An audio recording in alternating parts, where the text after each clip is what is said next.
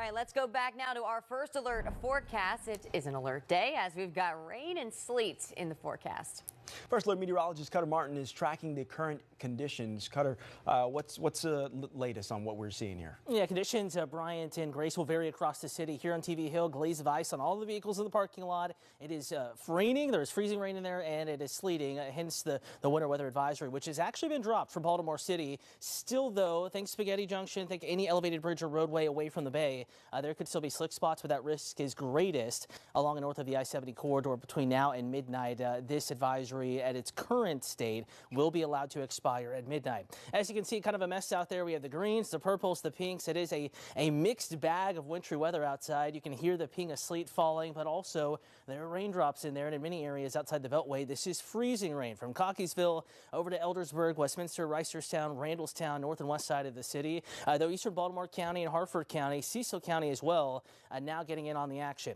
Radar saying that this is all sleet, but in reality, it's a mixture of sleet and freezing rain. So if you look at radar, just use caution. Sometimes radar in this kind of a messy setup will have trouble deciphering the difference between freezing rain and sleet and just plain old cold rain. Temperatures across the city right now, 32 Pikesville, the same at Owings Mills, Reisterstown at 30, so easily a glaze of ice up there, 31, and Falston 34 in Dundalk. If you get to the Inner Harbor and then closer to the bay, it'll warm up a couple of degrees and probably some sleet pellets mixing in, but not as much of a risk of ice. We're talking about up to 1/10 of an inch of freezing rain. That ice accretion or accumulation, that's max, and that's north of I-70, northern Baltimore County, northern Carroll County, northern Harford County. Possibly dusting of sleet out there. It's sticking on some of the vehicles. A few flakes northeast of our area, but I can't rule out a few wet snowflakes making it all the way to the ground in Cecil County briefly. And then we're going to gradually dry out. We'll keep the clouds, temperatures in the low to mid 30s, so some will actually warm up a couple of degrees overnight tonight, but that's after you reach lows in the upper 20s and lower 30s. I think generally the further south you go, the closer to Route 50 you are, the farther southeast you go, the warmer it will be and a much lesser risk of any sort of ice. So out the door in the morning, calm winds. We're going to keep the gloom off and on through the day.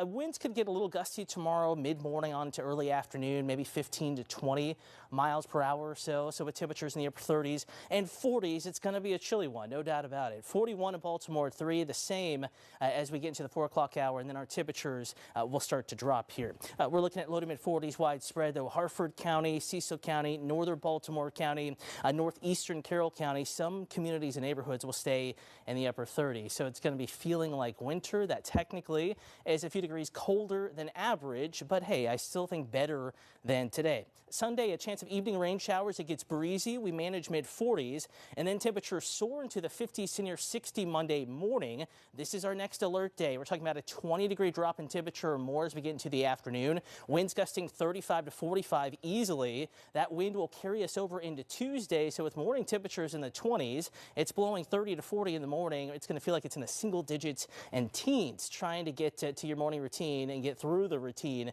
Tuesday morning. That's only one of 2 blasts of cold air. We try to recover Wednesday. Front Thursday could include a couple rain or snow showers, then sharply colder, guys, yet again next Thursday into Friday. All right, Cutter, thank you.